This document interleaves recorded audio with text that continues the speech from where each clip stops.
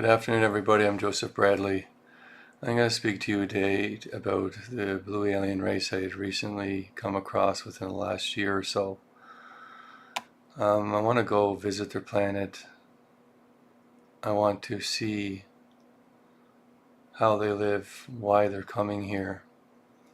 It's one of those things that it's not the easiest thing to do. You have to let go of your own thoughts, your own feelings, and allow the images to flow in. And I just want to talk a little briefly about our universe itself. We know there's a billion stars in our galaxy, and there's how many other galaxies? A billion visible galaxies in the visible universe. But we don't know how many other ones there is. It's just one of those things that, where is the center of the universe? If you believe in the Big Bang Theory, so to speak, so that means the galaxies would be going away from us in this direction. So the question is, how many that we don't even see? How many galaxies aren't even in the visible universe? We already know there's billions of galaxies in a visible universe, which some of the galaxies have trillions of stars. Trillions of stars. And we all know from our own galaxy that a lot of these stars have planets. And a lot of them, stars have planets in the area where we call the green zone or the life zone. It's not actually positive what word to use, but the area where life sustains life. So shake your head for a second. So you're going to believe wholeheartedly that with this factual information that we know of, that we're the only ones in the universe. People still believe we're the only ones in the actual universe. There is no other sentient life. This is becoming less and less a norm, so to speak, because people are starting to realize how vast the universe is. And science is discovering more and more and more that there's a lot of planets inside the green zone. And it's becoming kind of ridiculous to think that we're the only living things in the universe. And when we work with spirits, as journeyers do, we can connect to anything, anywhere in the universe. Because we're all connected. So, if I can connect to you, I can connect to an alien race. And I can connect to spirits all over the universe. So we have our universe, and then there's the multiverse theory, which then actually times that number by who knows how many. Then there's dimensional theories, dimensional spaces within our own universe that are extremely vast, and it's just staggering numbers. The question is, why are you so afraid of speaking to spirits, speaking to other races? It's one of those things that I've been dealing with spirits for many years and talking to spirits for many years, and the question is, were they alien, were they not? Did I even pay attention to them? I probably didn't, because I look at them as spirits. But now I'm starting to discover the difference between spirits and alien races. And this is important because one is a spiritual being and the other one is more of a physical being in a physical place. So somewhere in our known universe, or somewhere in the dimensional universe, or the multiverse. So the crazy thing is that I look at religion, and I'm not here to bash it, but I really want you to think about this. It was written for people over 2,000 years ago. with their understanding of the universe, their understanding of life. And a lot of it was even much, much, much older than that if you go into the Old Testament. So how can you apply that to a futuristic world? Yes, the morality base is understood. But the understanding of the universe was not understood. The understanding of so many different worlds, so many different dimensions, it was staggering. It's extremely staggering, but at the time people weren't able to understand that to the level that we are now. So what happens if Jesus came back? What would he say? What would he do? His teachings would be different. His teachings would be about the known universe, about the different races of beings all throughout the galaxy and in the other galaxies throughout the universe. It would be more like a universal religion instead of just a worldly religion, because people are ready for that, but before they were not.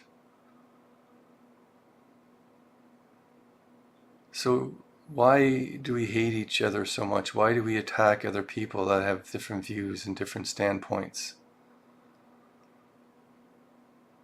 Why do we do that? Because we're afraid that we might be wrong? God forbid that we're wrong, eh? God forbid that what we said isn't the truth. How would we live with ourselves?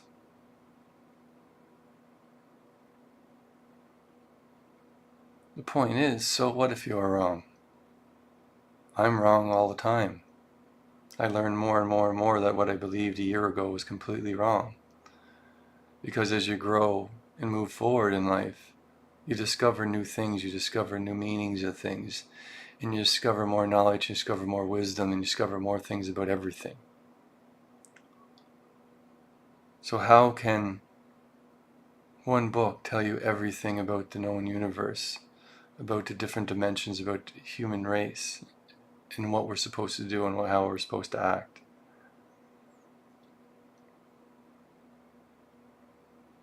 But if you really read the book as well, there's all kinds of things in there that state but going within yourself to find the truth, that you are the temple.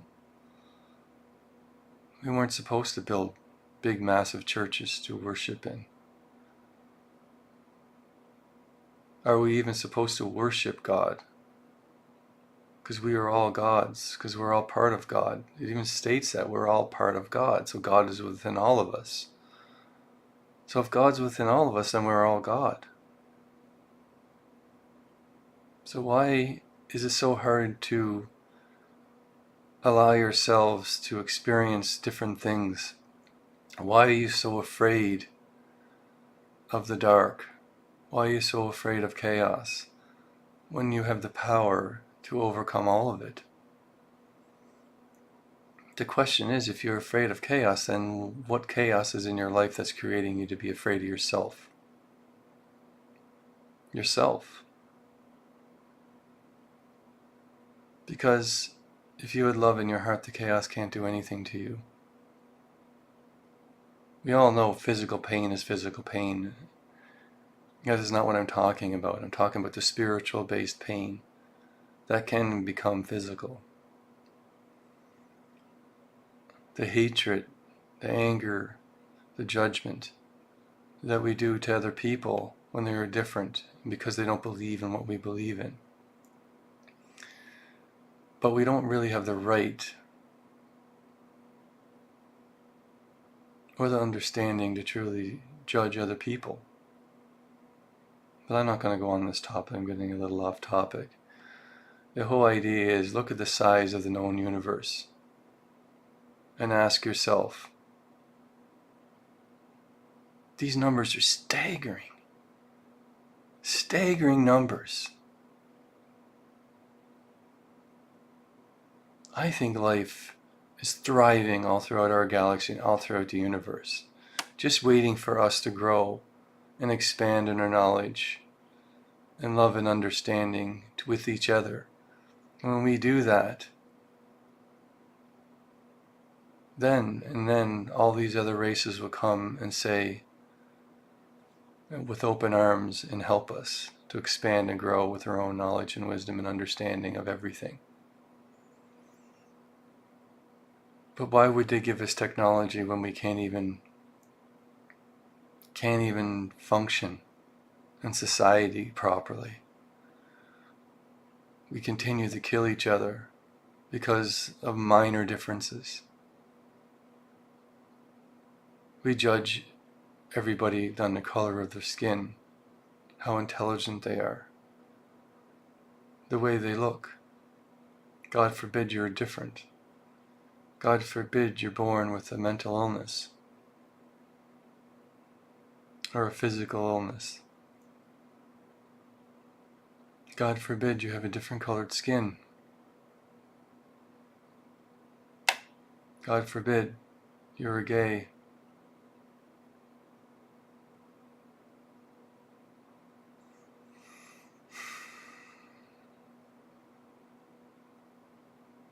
What is wrong with everybody? Ask yourself, do you really feel that this world is correct the way it is? And why do you think another race that is way more advanced than us would come down to help us when we can't even help ourselves? Because I think that's the key, is when we learn to work together, then and only then will they come down to help us. Because what would we do with technology that we could travel anywhere in the universe in different places? How would we treat those people? How would we treat an alien race that was like trees, that lived their whole life in nature and part of nature? Would we even consider them a living sentient being? And what happens if underneath all that forest was diamonds and gold and platinum? Right now, what would we do? I know what I would do, but I seem to be the minority, which I want myself to be a majority in the way I think. I don't want everybody to think like me, but I want everybody to respect life like I do, to respect people, respect the love, the potential that we have as a human race to change ourselves, change generations of our children and their children. I laugh at people that think that they're not going to come back here, that I can do whatever I want and come back and not have to, worry about what I create in this lifetime. That's the whole point. We keep coming back here because we keep screwing things up. Because the more we screw things up, the longer we're going to be here in the cycle of learning and understanding. So if you screw up the rainforest, cause the planet to die, we're going to start living in domes. We're going to have a really hard time surviving till eventually we destroy the planet. And then we're really going to understand what we did. But I think we can change this world by coming together and understanding and realizing that you're going to come back to this place. So if we screw this up, we're going to continue to screw it up. And there's all kinds of other planets in the universe that are in the same type of stage that we are in right now. So I think if you screw this up, you're going to get away from it, that you can just go off onto somewhere else and never have to worry about this planet ever again. I think you'll end up going to a planet that is much worse and have to live lifetime after lifetime until you finally get it right.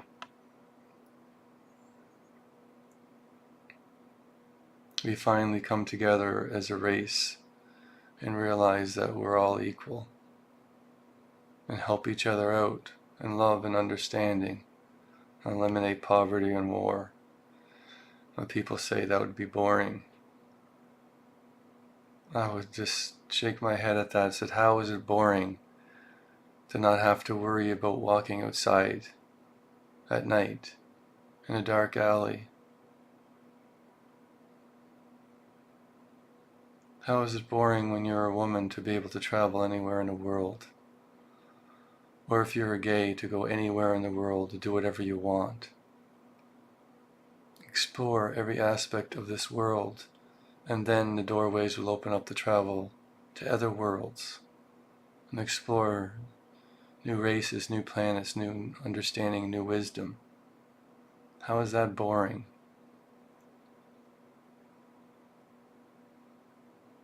How is that boring? Okay, enough talking. I gotta go into this place, connect to these aliens. Just give me one moment.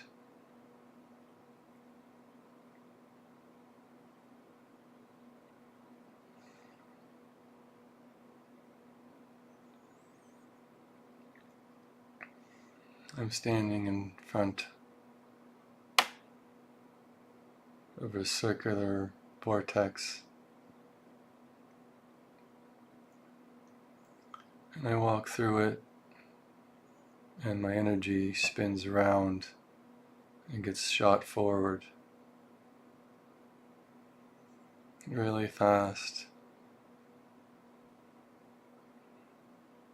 There's many stars going by, many stars. I'm winding around different directions, spinning.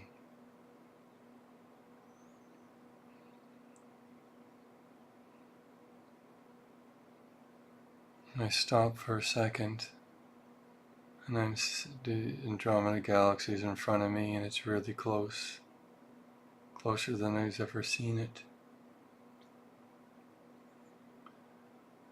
And I'm going to a planet I see, it glows really bright, about halfway into the arms of the galaxy, halfway inward, and I shoot off really fast again, super quick.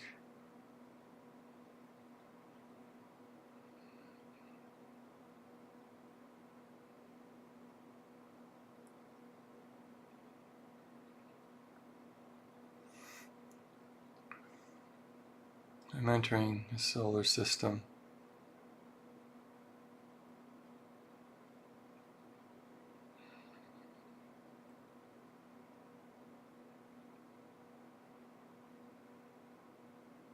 I'm going by planets,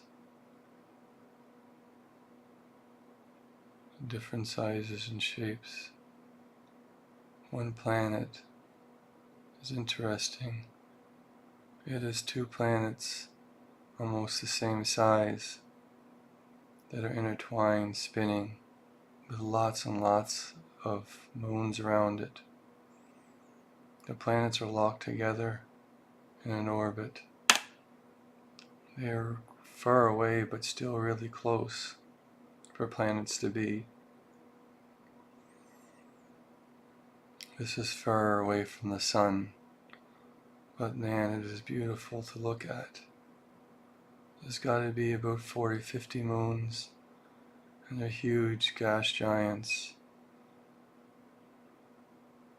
There's even a fine wisp that pulls between both. The planets themselves are starting to merge, even though it's going to take many years for this to occur. There's already fine mist that is being pulled from the one that is slightly larger into the other one. It is magnificent to look at.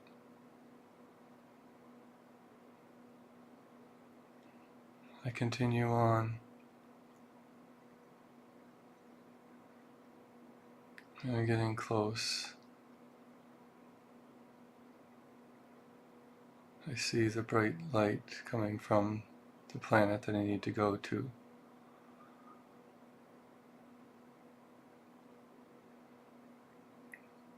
The sun is bluish in color, very bright, very intense sun.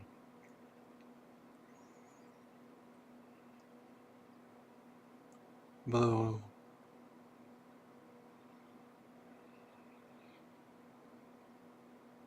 It is obviously blue and white, but it's actually really pretty. The brightest parts are whitish blue, but then as it goes out it cools and turns into a darker blue. Like our sun is more yellow and turns more red. This is like whitish and turns blue as it goes outward. It is very interesting to look at. It's almost like you put a filter on our sun to see what it would look like.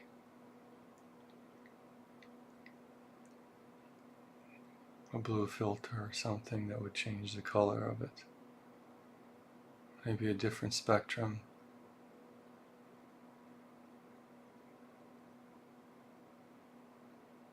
And beside the planet now, it has many moons around, probably 1,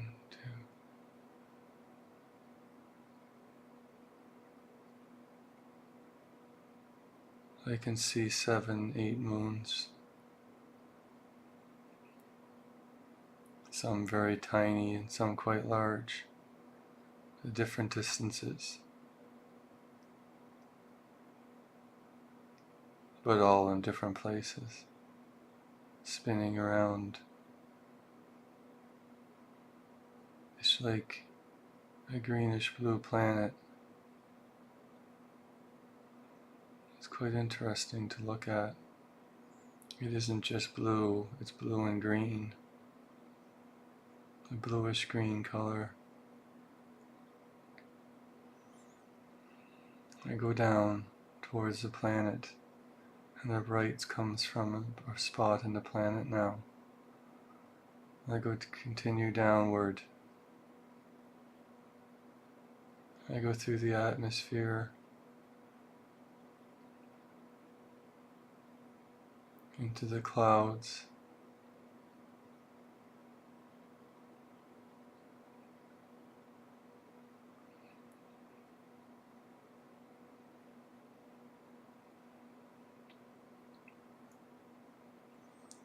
And I notice that the green is coming from the oceans.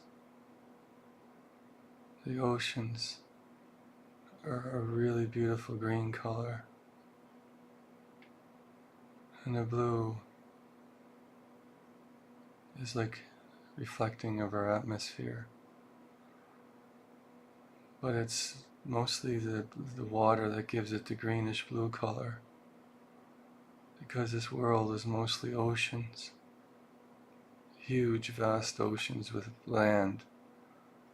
But the land masses are really tall, huge mountainous things that come out of the water. But there's so much water everywhere. And it's like a greenish blue water. It covers the whole planet. In small parts, I would say probably 80% is water and 20% there's land. I'm going to one spot.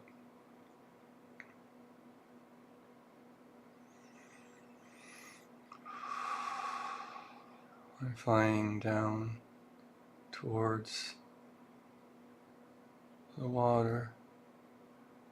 I splash into the ocean, and it is teeming with life. Fish of all types, different types of fish from small to large, and some extremely big. I go down to a dome place. There's a dome, the light is coming from it into ocean, and this area is quite shallow. And I noticed the parts of the city come up out of the water, but they looked like natural structures, but they are part of the city itself. I fly down into the city through the dome, and it is not solid. It feels like an energy field instead of a solid glass, for instance, or plexiglass, or it is like energy. And I do go out again, and I notice that I go back out because there's something I want to look at. These artificial parts.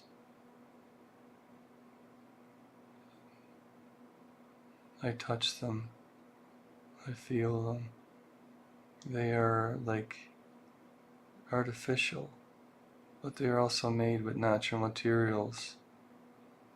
But there's technology behind it.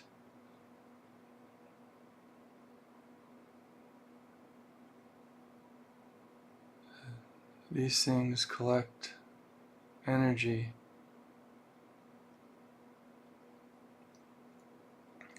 from the sun. And they go down further, and they collect energy from the waves.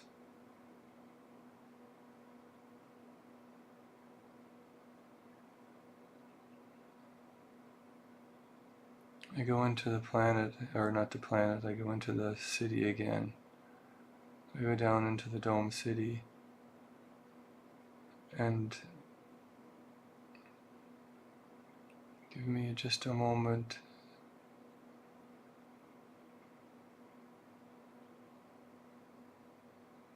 They're like a glass buildings, a lot of glass structures. But when I actually touch, they're like beautiful colors coming from them. So the glass colors refract light through them. So light, when I discover it's actually a form of energy that flows through, they're crystalline, not glass. That has come into me. The crystalline buildings that have rainbow kind of energy that goes through them. There is a sound here, a constant sound. It's so peaceful to listen to, and it vibrates throughout the whole city.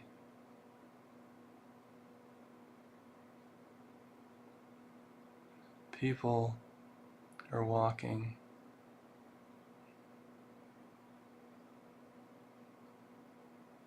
Some just vanish and reappear in other places. I walk up to one, and he looks at me, and I ask him, how do you go from one place to another? It is easy, he says. All you do is touch your heart, and it connects onto this. It's like a wristband, and he almost like two wristbands on his wrists. That it's like a teleportation thing. They get to go. They just think of where they want to go through their heart. It causes like bracers to glow, and they just go to that specific spot. How far can you go with them? Only within the city, he says. If you want to go farther, there is other types of gateways, and he points to a big one that will take you anywhere. and our solar system. Beyond that, there is other ways of travel. So you travel many places. I see we travel all over our own galaxy and outside to other galaxies. But you're here not to talk to me. You're here to talk to him. And he points to a light that's bright. You know why I'm here. Yes, Joseph. The light shines bright off in that direction. Now go to it. I can see what your heart desires. So go. Thank you, I say, and I go travel on to the other person, the alien that I was speaking to in my last video. I go into his building. It is mostly crystalline. It's kind of complicated to explain. It's not a normal shape of a building. It kind of is circular and gets skinnier at the top, and then as the tube goes up and it opens up into a bigger circular dome structure that is pulled from the top and expands like a flower. And there is an energy, a ball of energy at the top that flows down into the building. When I go down, I go to the person that I was speaking to. He is waiting in a room. Welcome, Joseph, he says. You're curious to know what this is, I see. Yes, I do. It's like a vortex of energy that goes down and enters into this room. Best describe, it's just like a vortex of energy that's encased in a crystalline structure that goes up and opens up like a flower on the top. It's like a collector. He says, yes, it collects energy, but it's also a way to travel. It's how I connect with you. I use this machine, is the best way to describe it, to travel to other galaxies. I expand my consciousness and travel through this machine to where you are. And when I do so, he breaks himself up into this circular group that usually is here, and they're all surround this machine in one part. It takes 12 of us to operate this machine. 12 distinct but separate, but one. See, you discover and you know that you can break your consciousness up into many different parts, your soul, but you also have female and male in your soul, Joseph. Sometimes you forget the female part, but you need to awaken that within your heart.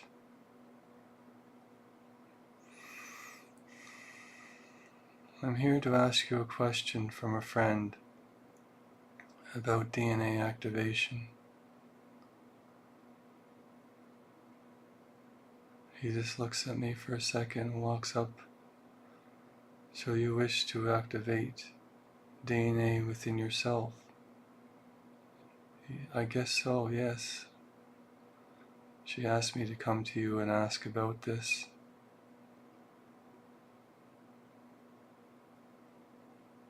I'm sorry I changed the subject, but there's one other thing I want to know. Can I join you to see what you see when you touch this machine? He smiles at me and pulls one part of himself back. Yes, you can. I touch the machine with him, and I want to say I want to see Earth from how you see it.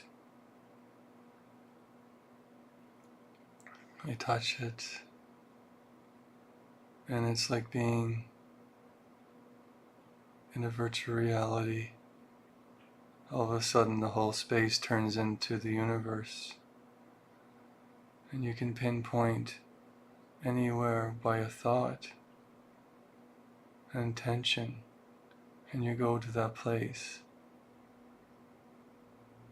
But you also know if there's life on that planet. As you go by, the planets light up, and each color represents what is going on in a person's heart, or what stage of life and development they are. It is quite fascinating. When I go over the earth, I see in my own mind that we have a long way to go. It kind of saddens me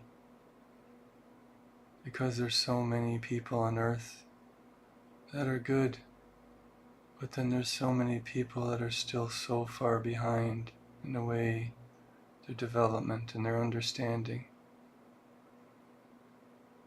He just looks at me. I walk back from the machine. Do you wish to know how to activate people's DNA, Joseph? Yes, I do. I want to help as many people as I can. To help them to understand. Help them to understand who they truly are and what our true potential is as a human race.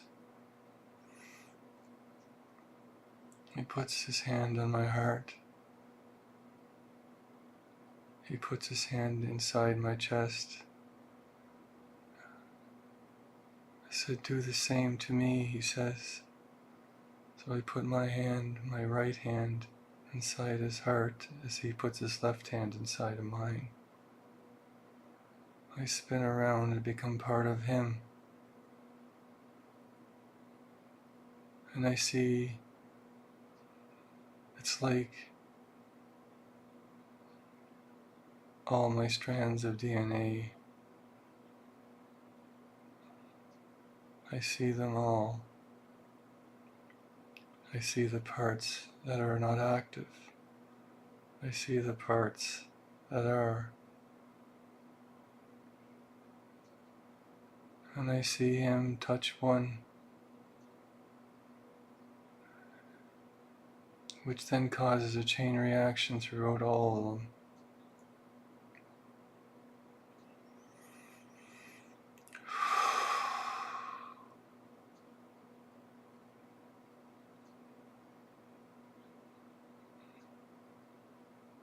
The thing is, Joseph, you can break things down at this level, and you could touch your own DNA and activate anything you want.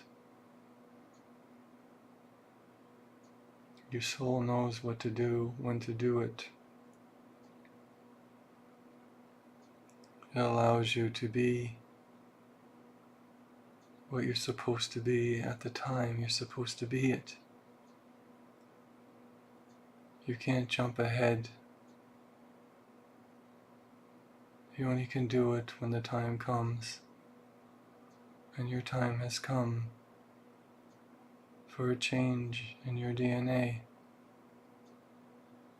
So this is what I'm going to do for you today.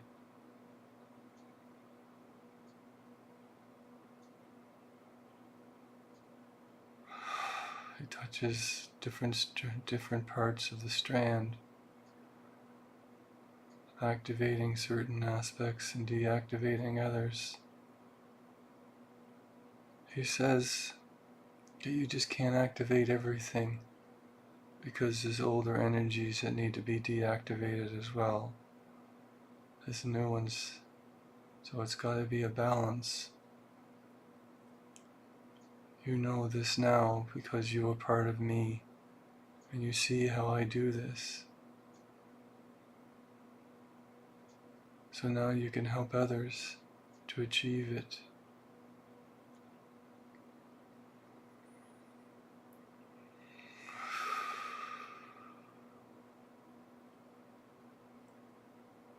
You see within my own heart is pure.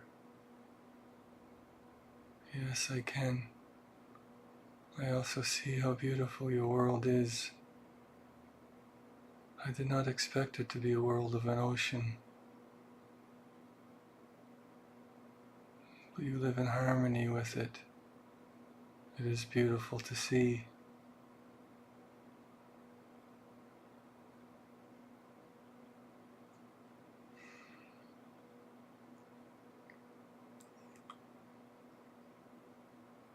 He just touches one last part in myself,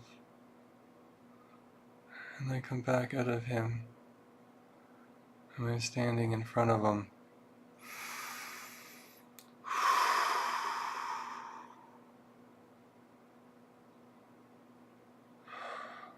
I say thank you for that. It feels really good. Thank you for showing me your home, your planet. It is magnificent to see.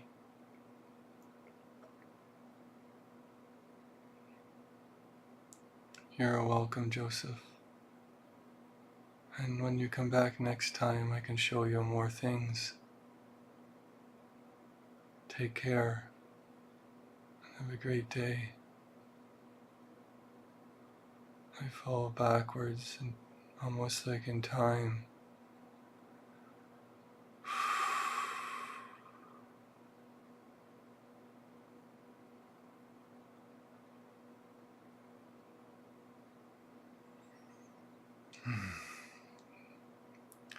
Well, that was my experience. Thank you everybody for exploring this with me. I wish that you could see and feel the things I felt. The thing with doing these journeys, there's times where you can't describe everything that is happening in the way you feel. All you can do is try. When are we ever going to come together as one family so we can explore the universe together?